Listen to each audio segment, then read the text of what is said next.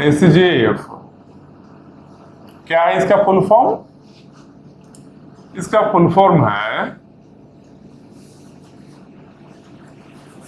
Shortest job first, SJF. अच्छा, इसका name से क्या लग रहा है? Shortest job first. अगर केवल नेम को देखते हैं हम लोग तो क्या लग रहा है? तो शॉर्टेस्ट सबसे पहला चीज है छोटा, शॉर्ट मतलब छोटा, जॉब जो प्रोसेस है, फर्स्ट पहले होगा, मतलब कि छोटा जॉब जो होगा वो पहले होगा। छोटा किस सेंस में होगा भाई? पिछले वाले में तो जब एफसीएफए से हम लोग देखे, तो क्या था यहाँ पर? फर्स्ट कम, जो पहले आया, फर्स्ट सर्व, जो पहले आया वो पहले एग्जीक्यूट होगा। ठीक, यहां क्या है? शॉर्टेस्ट जॉब फर्स्ट, मतलब क्या? शॉर्टेस्ट जो होगा जॉब फर्स्ट वो, या फिर यहां लिखो शॉर्टेस्ट जॉब वो पहले एग्जीक्यूट करेगा, मतलब जो जॉब छोटा होगा वो पहले एग्जीक्यूट करेगा। तो छोटा कैसे होगा? जिसका सीपीयू टाइम छोटा होगा, जो कम टाइम के लिए प्रोसेसर में रहेगा, जो रनिंग स्टेट में कम टाइम के लिए रहेगा। तो रनिंग स्टेट में कम टाइम के लिए रहने के लिए या ज्यादा टाइम रहने के लिए कैसे रहता है? ये किस पर डिपेंड करता है? अराइवल टाइम पर डिपेंड करता है क्या? कितना टाइम रनिंग टाइम में रहेगा? नहीं डिपेंड करता है। अराइवल टाइम का कोई मतलब नहीं है। तो क्या बर्स्ट टाइम क्या होता है? बर्स्ट टाइम होता है सीपीयू टाइम, मतलब कि बर्स्ट टाइम पर तो डिपेंड कर रहा है कितना टाइम रहेगा, कम टाइम रहेगा या ज्यादा टाइम रहेगा। तो शॉर्टेस्ट जो कम टाइम रहे सीपीयू में, रनिंग स्टेट में कम टाइम रहे, मतलब कि जिसका बर्स्ट टाइम कम होगा वो जॉब पहले एग्जीक्यूट होगा। बस यही है, इतना हो गया ना। जिसका बर्स्ट टाइम कम होगा वो, नेम से याद रखना, नेम से ही याद रहेगा वो चीज। यहां पर लिख भी लेते हैं। तो क्राइटेरिया में क्या हो गया? क्राइटेरिया में क्या हो गया? किसके अकॉर्डिंग शेड्यूल कर रहे हैं हम लोग? बर्स्ट टाइम के अकॉर्डिंग। क्यों? क्योंकि जब साफ साफ बोल रहे हैं जिसका बर्स्ट टाइम कम होगा वो पहले एग्जीक्यूट होगा, मतलब कि सीक्वेंस डिपेंड कर रहा है बर्स्ट टाइम पर। इसका इनडायरेक्ट मीनिंग यही है ना, जो बर्स्ट टाइम के अकॉर्डिंग हम लोग शेड्यूल कर रहे हैं। तो क्राइटेरिया क्या हो गया? क्राइटेरिया हो गया बर्स्ट टाइम। चलो ये चीज तो हो गया।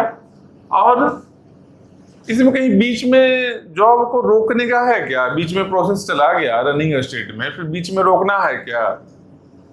क्यों रोकने की बात नहीं कहीं किया? शॉर्टेस्ट जॉब फर्स्ट, जो शॉर्ट है, छोटा है, उसको एग्जीक्यूट कर लो, बीच में रोकने का बात ही नहीं है। तो प्रीएम्पशन नहीं होगा ना, प्रीएम्पशन नहीं होगा, नॉन प्रीएम्प्टिव है। तो इसी चलते मोड क्या हो गया? इस मोड में एग्जीक्यूट करेगा नॉन प्रीएम्प्टिव। तो ये हो गया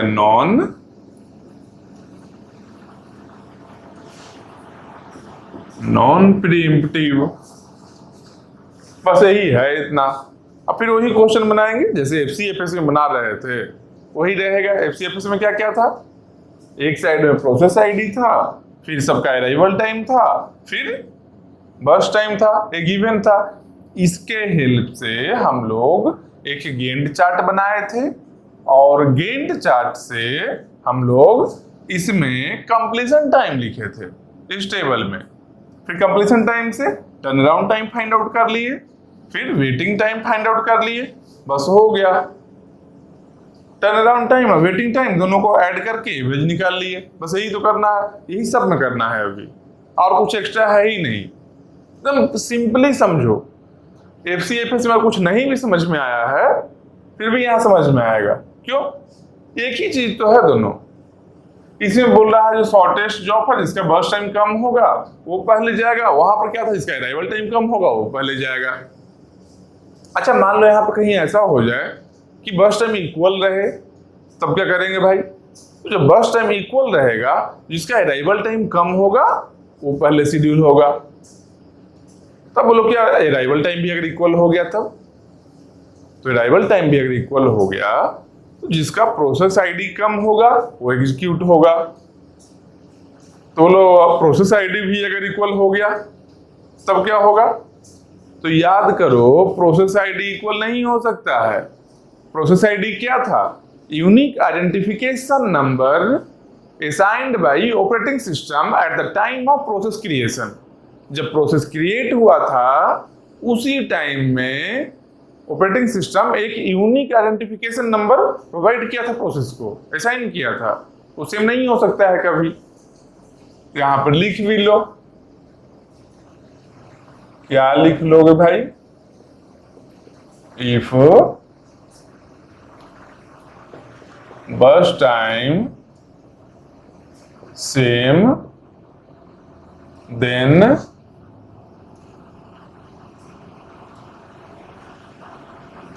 go to less arrival time, या फिर लेस की जगह पर मिनिमम कर दो।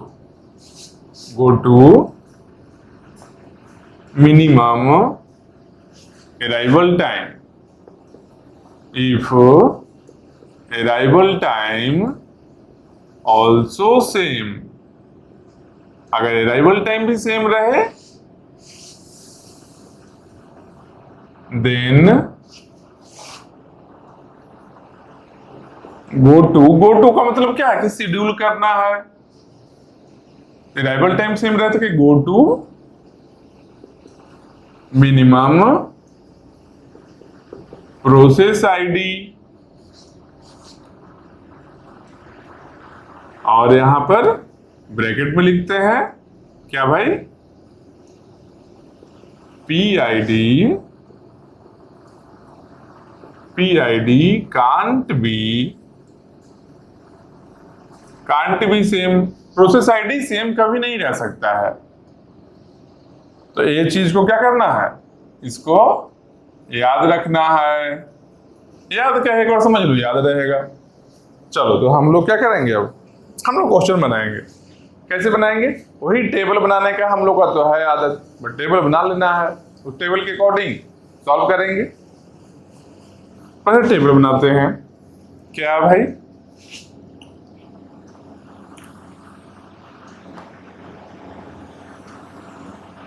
या इसमें क्या हुआ? प्रोसेस आईडी हो गया,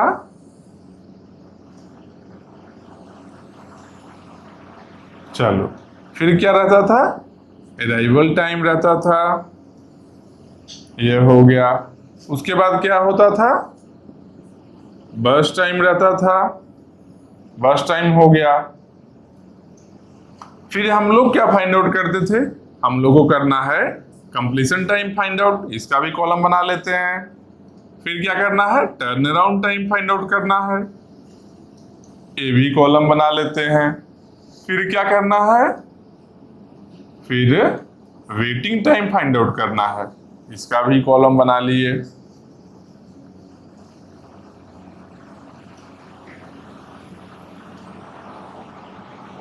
चलो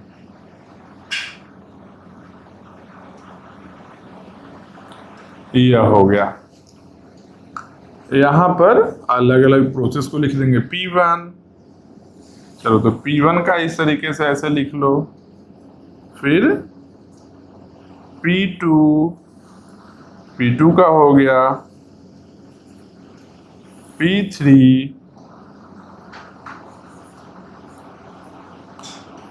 P4। देखो कोई जरूरी नहीं है कि 10 क्वेश्चन को बनाया जाए। 10 क्वेश्चन बनाने की जगह पर एक क्वेश्चन को बहुत अच्छे तरीके से समझ लेना और हर एक कंसेप्ट को उसमें इंक्लूड करके समझना काफी है। 10 का जरूरत नहीं है, एक ही समझो, अच्छे समझो। अगर नहीं समझ में आया फिर इसको रिपीट करके देख लेना, समझ में आएगा, 100% एसडब्ल्यूटी है, समझ में आएगा। तो क्या हम बता रहे हैं क्या नहीं बता रहे हैं वो हमको पता है, इसलिए तुम लोग का काम यही है कि जो बता रहे हैं बस उसको समझ लेना। अब क्वेश्चंस बनेगा, तुम कहीं भी ट्राई करना, कहीं का भी क्वेश्चन सॉल्व होगा ही होगा। कोई किसी भी पर्टिकुलर टॉपिक को लेना, उसके थ्योरी को समझ लेना जो बताए हैं, उसके बाद तुम क्वेश्चन को अप्रोच करना, वो 100% अटेम्प्ट होगा क्वेश्चन। बस सिली मिस्टेक्स कहीं हो सकता हो तो भाई अपना है, वो बार बार प्रैक्टिस करने से तुम ही उसको हटा सकते हो, कम कर सकते हो, मिनिमाइज कर सकते हो। चलो तो P4 है, उसके बाद क्या है, उसके बाद P5 है। अब जगह बच गया है एक और, छोड़ दो। P5 के बाद 5 प्रोसेस अच्छा खासा होता है, नीचे टोटल करने का भी जगह रह जाएगा। अरे 3 प्रोसेस आ गया या 2 प्रोसेस आ गया तो 5 भी आ जाएगा, 5 आ गया तो 15 भी हो जाएगा। क्या, चलो अराइवल टाइम अब देखते हैं। अराइवल टाइम मान लो 3, 6, 0, 5, 2, इस तरीके से अराइवल टाइम है। बर्स्ट टाइम देखते हैं, तो बर्स्ट टाइम मान लो 2,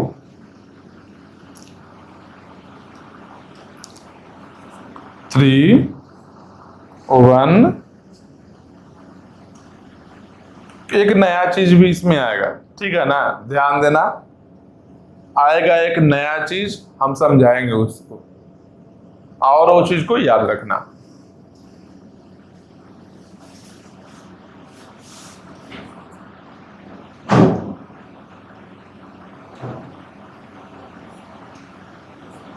चलो ये क्या है, अराइवल टाइम गिवन है, बर्स्ट टाइम गिवन है, और इसके बाद हम लोग क्या फाइंड आउट करना है, कंप्लीशन टाइम फाइंड आउट करेंगे हम लोग, turn around time find out करेंगे, वेटिंग टाइम फाइंड आउट करेंगे हम लोग। यहां पर लिख भी लेते हैं जो ऐसे क्वेश्चन करके, find average completion time, average turn around time, average waiting time, ये सब चीज को फाइंड आउट करना है। Average completion time, average turn around time, average waiting time. अब इसके लिए एवरेज के लिए पहले सबका इंडिविजुअल कंप्लीशन टाइम तो फाइंड आउट करना होगा, सबका individual turn around time find out करना होगा, उसके बाद ऐड करेंगे, एवरेज फाइंड आउट कर लेंगे। चलो अब इसके बाद क्या करना है हम लोग को, अगला स्टेप गेंट चार्ट बनाना है। तो गेंट चार्ट बनाना है तो हम लोग बनाते हैं क्या, गेंट चार्ट बनाते हैं भाई।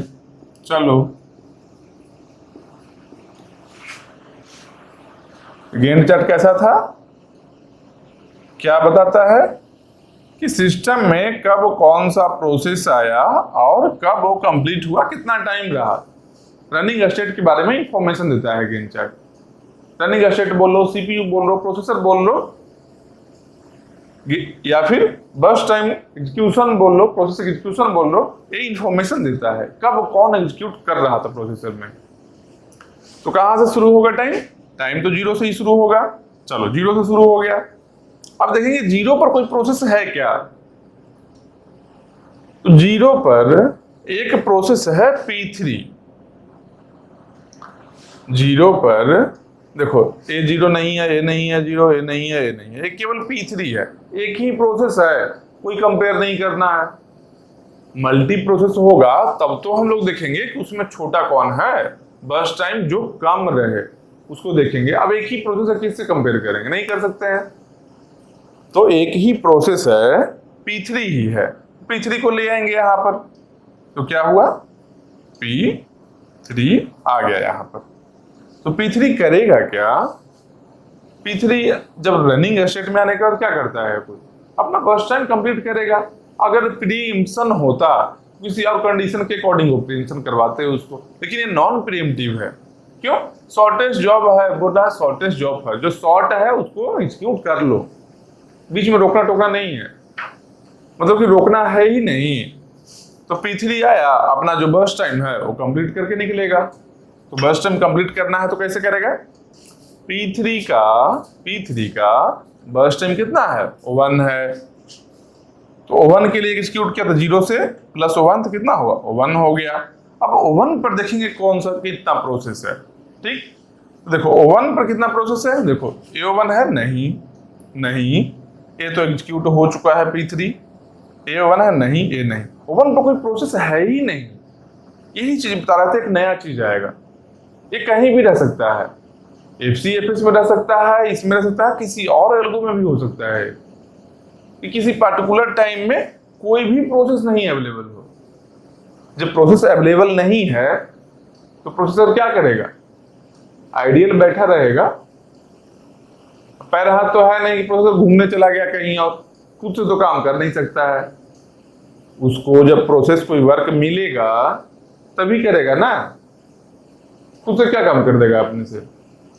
तो इसलिए किसी पर्टिकुलर टाइम में अगर कोई प्रोसेस नहीं है, एक भी प्रोसेस नहीं है एग्जीक्यूट करने के लिए, तो प्रोसेसर जब तक कोई प्रोसेस आ न जाए तब तक आइडियल बैठा रहेगा। ठीक, तो वन टाइम में क्या है? एक भी प्रोसेस नहीं है तो क्या है? आइडियल बैठा रहेगा। तो प्रोसेसर बैठा बैठा देख रहा है, इंतजार कर रहा है जैसे कोई प्रोसेस शायद आ जाए। 1 पर था, फिर 2 पर गया, 1 यूनिट टाइम वेट किया। अब हर एक यूनिट टाइम चेक करना है कब प्रोसेस आएगा, तो हो सकता है कभी भी आ सकता है, कोई भी टाइम में। तो 1 से 2 हुआ तो ये क्या है? यहां पर ऐसे कर लो, ये क्या है? इसको लिख लो यहां पर आइडियल है प्रोसेसर, बैठा हुआ कोई काम नहीं कर रहा है। 2 पर अब चेक करेंगे, 1 यूनिट टाइम बैठ गया, फिर देखा कि फिर से चेक करते हैं भाई शायद कोई आया हो। तो 2 पर चेक करने आया, 2 पर देखा है अराइवल में 2 है, नहीं, A है, P5 है। तो P5 2 पर तो आया है, मतलब कि अब 2 पर प्रोसेस तो है एग्जीक्यूट करने के लिए। कितना प्रोसेस? एक ही प्रोसेस है। फिर यहाँ कंपेयर ही नहीं करना है, जब एक है तो कंपेयर किससे करेंगे? नहीं करेंगे कंपेयर, तो P5 को डायरेक्टली लेकर आएंगे। तो P5 को क्या किए? P5 को हम लोग ले आए रनिंग स्टेट में। तो P5 क्या करेगा? अपना बर्स्ट टाइम जो है इसका, देखो बर्स्ट टाइम जो है वो कंप्लीट करेगा, यही करता है ना सब, बस P5 यही करेगा। कितना है बर्स्ट टाइम इसका? P5 का 4 है। तो 2 + 4 कितना हुआ? 6 हुआ। तो P5 कंप्लीट हो गया। अब क्या है? P5 भी कंप्लीट हो चुका है।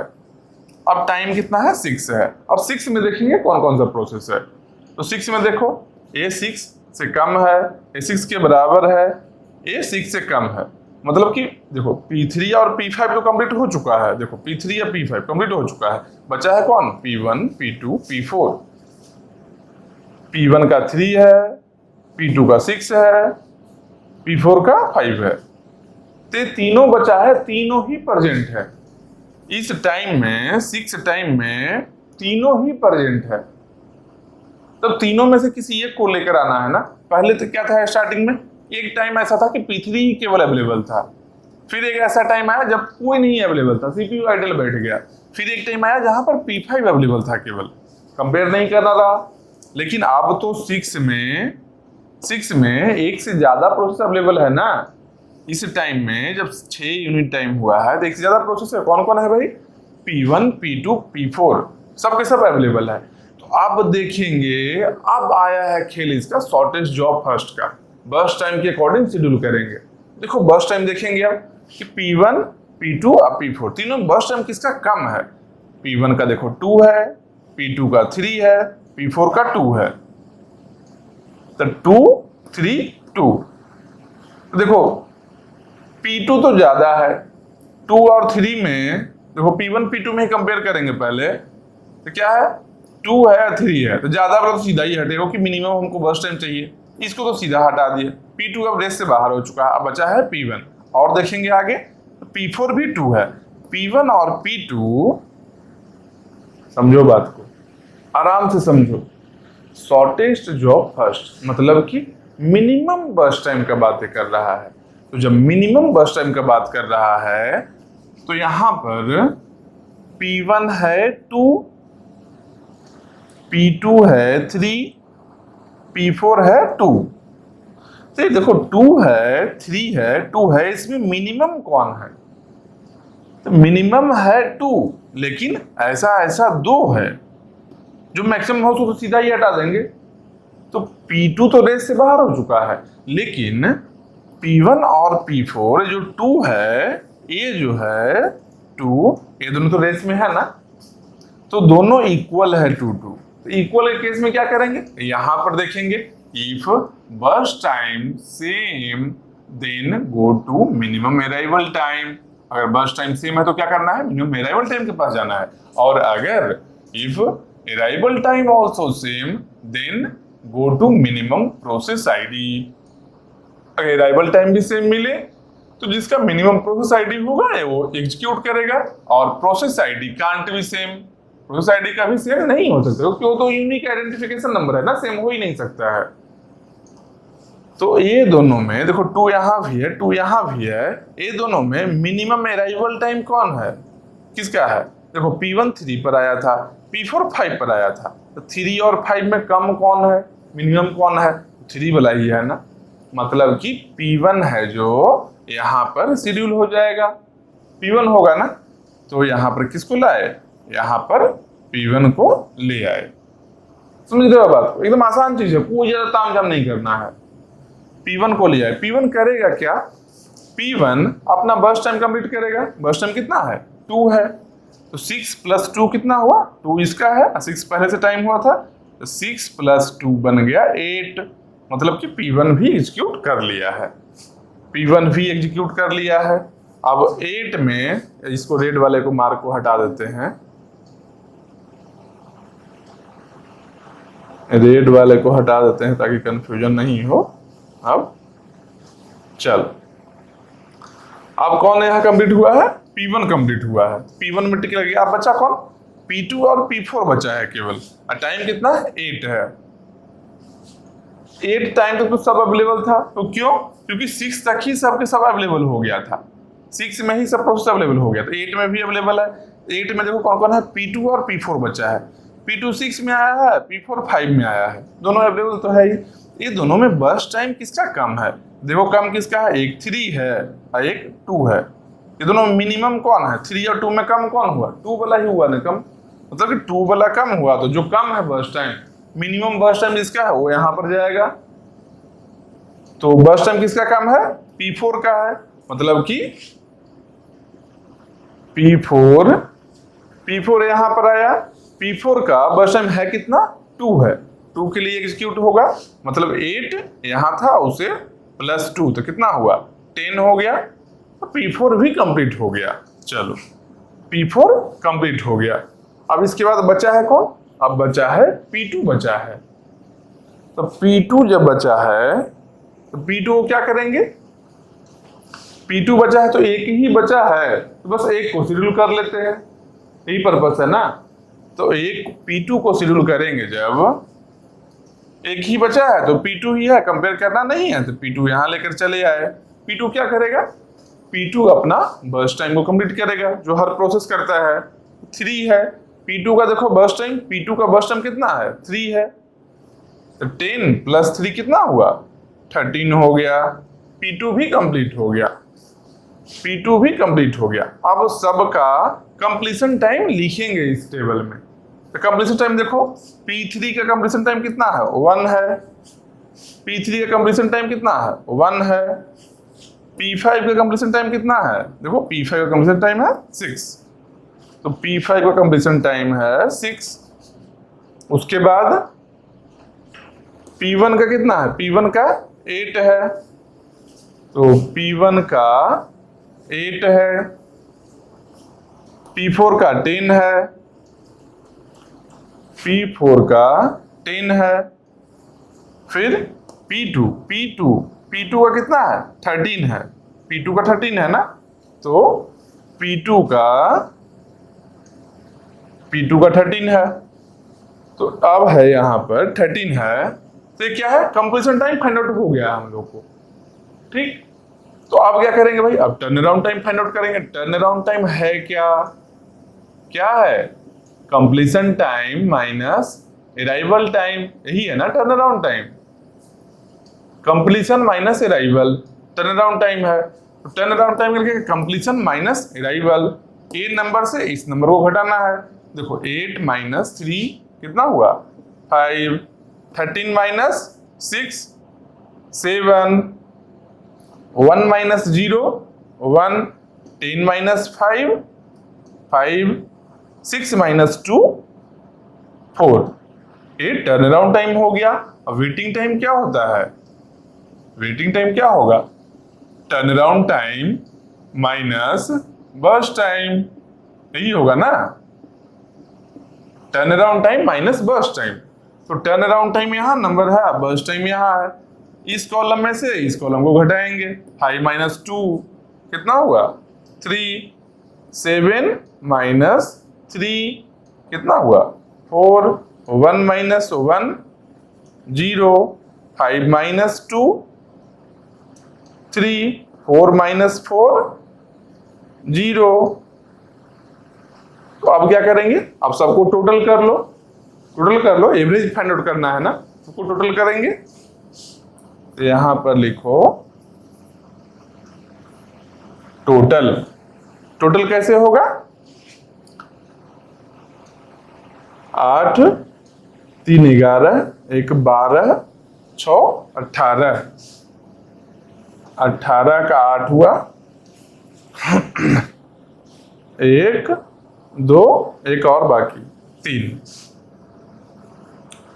38 डिवाइडेड बाई कितना है 5 है ना, 5 प्रोसेस है, 1 से लेकर 5 तक है, 5 प्रोसेस मतलब 38 बाई 5, 38 बाई 5 क्या हो गया एवरेज कंप्लीशन टाइम हुआ। कंप्लीशन टाइम का इंडिविजुअल इतना है और टोटल 38 हो गया, डिवाइड कर दिए 5 से, मतलब एवरेज कंप्लीशन टाइम ये हो गया। अब एवरेज टर्न अराउंड टाइम देखेंगे कितना है 5 7 12 1 13 5 18 4 22, तो 22 भागा 5 22 डिवाइडेड बाई 5, ये क्या हो गया एवरेज टर्न अराउंड टाइम हो गया। टोटल 22 हुआ, 5 से डिवाइड कर दिए एवरेज निकल गया। वेटिंग टाइम में वही काम करेंगे, क्या है 4 3 7 और 3 10, 10 डिवाइडेड बाई 5, ये क्या निकल गया एवरेज वेटिंग टाइम निकल गया। सबका एवरेज निकल गया ना, एवरेज कंप्लीशन टाइम में है, एवरेज टर्न अराउंड टाइम में है, एवरेज वेटिंग टाइम में है, यही तो एवरेज फाइंड आउट करना था हम लोग को। जो डेसिमल में वैल्यू है कर लो, इसका कितना है 38 बाई 5 है ना, तो 7.6 इसका वैल्यू हो गया। इसका 22 डिवाइड बाई 5 है, इसका लिखो, इसे लिख देते हैं 7.6, इसका 22 बाई 5 है, मतलब कि 4.4, ये हो गया 4.4 turn around time. Waiting time कितना हो गया 10 बाई 5 2, तो वेटिंग टाइम हो गया 2। बस यही है शॉर्टेस्ट जॉब फर्स्ट, मतलब कि जो जॉब छोटा है जिसका बर्स्ट टाइम कम है उसको पहले लेकर चले जाना है। कभी कभी ऐसा होगा कि बर्स्ट टाइम बराबर हो जाए, जब बराबर हो जाए तब इसको फॉलो करना है।